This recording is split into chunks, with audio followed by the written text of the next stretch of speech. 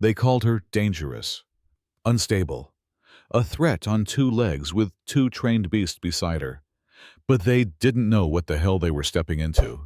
See, Nadine Rivers wasn't just another black woman walking her dogs through the suburbs. She was a former Tier 1 operator, Navy Special Recon, with more medals than most of the guys writing the rules. And yet that morning, all they saw was a target. Let me back up a sec. It was just after dawn. Quiet street, dew on the grass. Sprinklers ticking like soft whispers. Nadine's out in an old hoodie, sweatpants, boots, nothing fancy, just walking Zulu and Delta.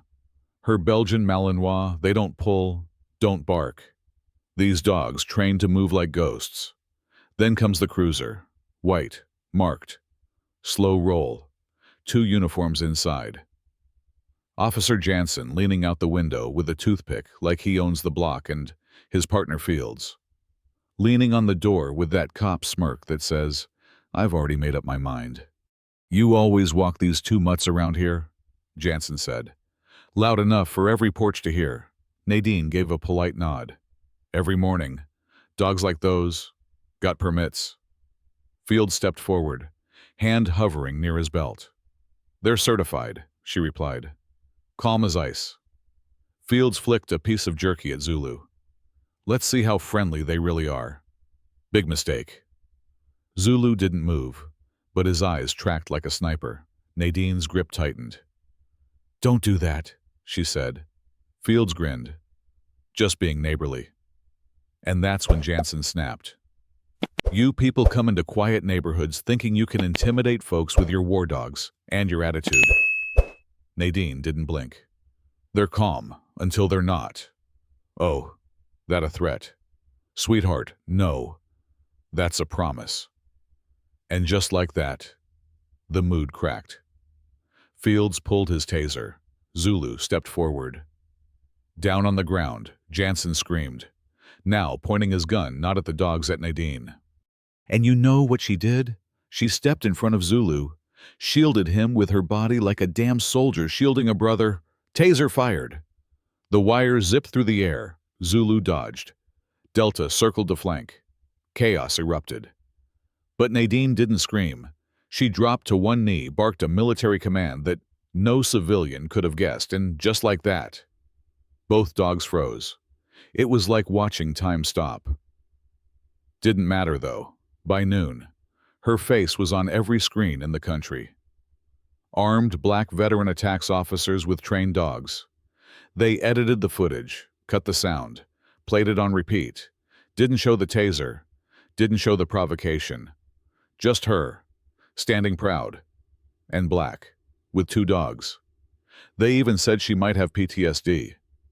As if surviving war makes you unstable. But shooting at unarmed civilians makes you a hero. Yeah, that happened. But Nadine, she didn't crawl under a rock. She disappeared for 3 days. When she came back, she had something better than a lawyer. She had proof. A hacked file from a data vault buried so deep, even the FBI forgot it existed. Names, orders.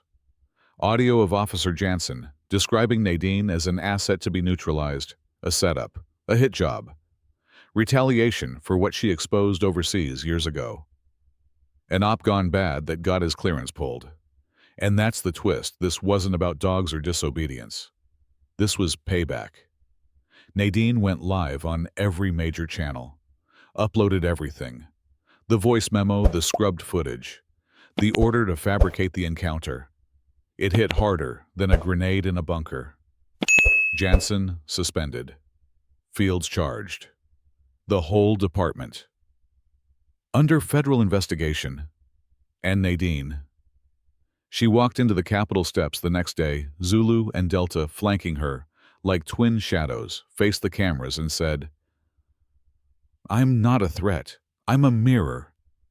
And maybe you just don't like what you see." The crowd went wild. But she didn't raise her arms in victory. She just looked at the lens and he added, "If they did this to me, imagine who else they erased. Now it's your turn. Do you think justice was served? Or is this just one win in a much bigger war? Drop a comment. Tell me what you see when you look in that mirror. And don't forget to like, share, and subscribe, because the next story might hit closer to home than you think.